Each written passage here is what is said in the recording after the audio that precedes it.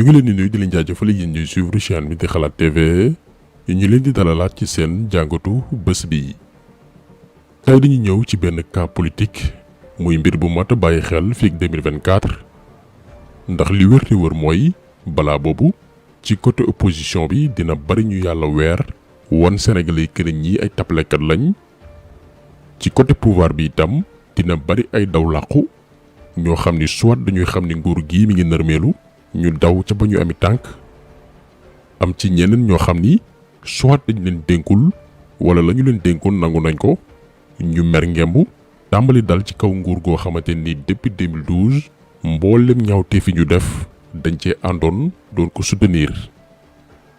tey nag seen yaakaar tas moo xam ci poste bu ñu leen dénkul ñu wëlbatiku bëgg doon comme ay victime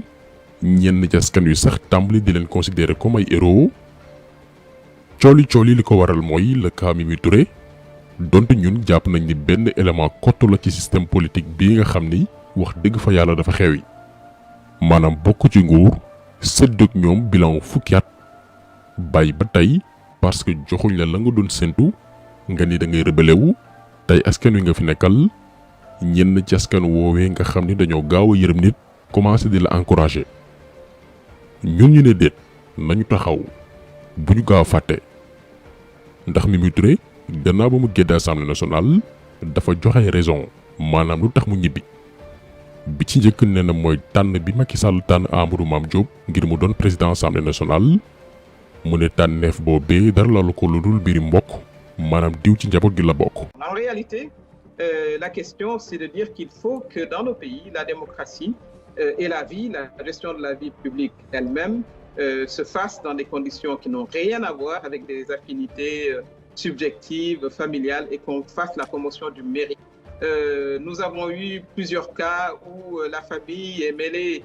à la gestion des affaires publiques et je crois qu'il faut réglementer ce cadre-là. Au Sénégal, c'est pas la première fois, on pensait en avoir terminé et ça, en tant que parlementaire,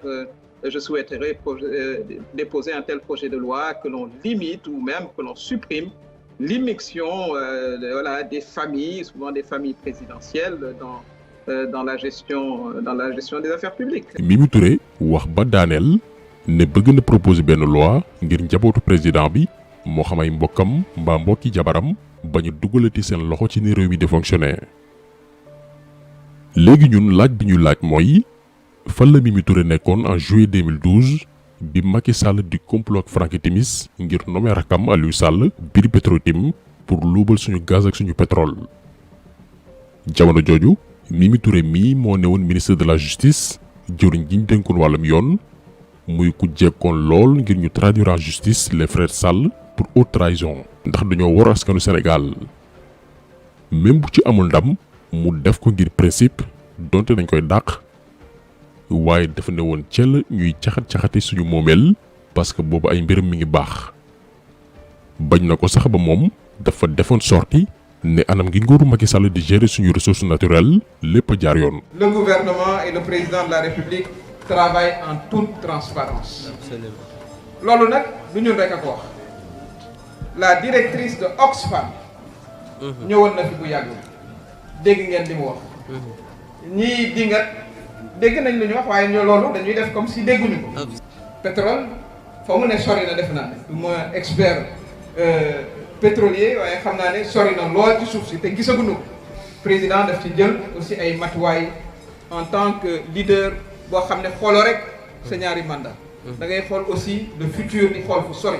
kon bu leen bàyyi nit ñi naan leen voilà contrat yi kenn publié wu ko kenn xamul lu ñu ci def lépp a nga fa loolu it dafa bokk ci li tax Oxfam ne dañu am fi ñu toll nii transparence. ñu taxaw ba tey ci li Mimi Touré wax ni da koy xeex jamono jii muy façon gi njabootu président di duggee ci anam gi ñu yoree réew mi ñuy laaj Mimi Touré fan la nekkoon jamono gi Macky Sall di nommé Mansour Faye di gorom ministre bi ñu dénk wàllum ndox mi en 2014 dellu nommé waat ko ministre du développement communautaire en 2019 wëlbatiku waat def ko jëwriñ gi ñu dénk démb ak dikk bi en 2020 te mbooleem ministères yi ñu leen limal bu ci nekk Mansour Faye dafa bàyyi ay njombe wàllum corruption ci contrat ndox bi ñu jëlee ci SDE jox ko waa Sen'Eau Mansour Faye la 69 milliards fonds Covid-19 yi kenn xamul fu mu jaar ba tey Mansour Faye la jafe-jafe yi secteur transport bi di jànkonteel jamono jii encore Mansour Faye la lii lépp mi ngi xew diggante 2014 jàppal 2022 ak la dynastie Faye Sall période bii Mimi Touré nekk na fi premier ministre jiite fi conseil économique social et environnemental waaye musul duut baaraam ci njombe yi goro Macky Sall muy Mansour Faye di def ci alalu Sénégal au contraire Mimi Touré dafa déplacé wu dem ba Saint-Louis ne Mansour Faye say ndaw ak say jigéen kontaan nañu te itam am nañu fierté ci sa liggéey. Monsieur le maire de Saint-Louis, votre jeunesse semble très contente de vous. Monsieur le maire de Saint-Louis, vos femmes semblent très contentes de leur maire. Ñu ngi nuyu nos candidates et nos candidats du département de Saint-Louis. Kon liggéey bu am solo bi il faut que président Macky Sall, président de la coalition Benno Bokk Yaakaar, am une large majorité à l'Assemblée nationale. Loolu nag la jeunesse teg nañ ko ci seen loxo. Inch'Allah. Loolu nag les femmes ana ngeen. kon Mimi Touré bokk na ci ñi njëkk a daganal njëkk a encouragé dugg ki njabootu président di dugg ci anam gi ñu yoree réew mi donc bu bàyyi ba tey di ko door a ñaawlu c'est parce que am na leneen lu xew li am mooy dafa doon séntu jiite assemblée nationale fara Macky Sall tas yaakaaram teg fa kenn ci ay gorom muy Amadou Mame Diop ci lay door a nag fippu parce que bii yoon ay intérêt lañu laal li gaay war a comprendre mooy Mimi Touré tànk laaluñ ay intérêt kenn du ko dégg moom boppam moo ko ñor mais pas Sénégal xëy na doon am légitimité pour wax bu fekkoon ne jamono gi Sénégalais yi doon xeex la dynastie Faye Sall taxawoon na ànd ak ñoom ci xeex boobilee la dynastie Faye Sall mooy lan Macky Sall ku ne xam ne ni dafa jël yenn ci ay mbokkam teg leen ci ay poste yu am solo ci beneen wet mu am une première dame bi nga xam ni dafa am lu ñu naan quota maanaam li mu doomi aadama yoo xam ne moo leen di tànn ci yenn ministères yeeg direction yi ci fànn woowu ñaari exemple dong la leen di jox bi ñu dàqee woon Pape Gorgui Ndong ci bopp ministère de la jeunesse Marième Faye Sall moo tànnoon ki ko war a remplacer muy Néné Fatoumata Tall lu yàggul aussi bi ñu dàqee Pape Amadou Sarr ci bopp DER Marième Faye Sall moo proposé ñu teg ko Mame Abi Seye mii ngeen di seen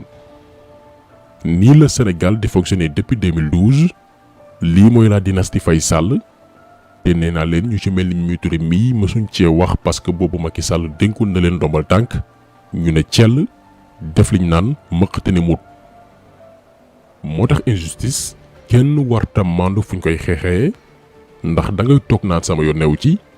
bés nag ñëw mu dal sa kaw te malheureusement danga ciy wéet loolu tey moo dal ko ci mel ni Mimi Touré beneen mbir itam te mu attiré waat suñu attention te Mimi Touré wax ko gannaaw ba mu géddewoon assemblée nationale mooy nee na benn ci li ko gën a métti mooy bu ñu yóotaay mbir souvent jigéen yi la ñuy jiital maanaam bu ñu ko déggee jigéen yi la ñuy sacrifier waaye bu lépp sottee ñu teg leen nale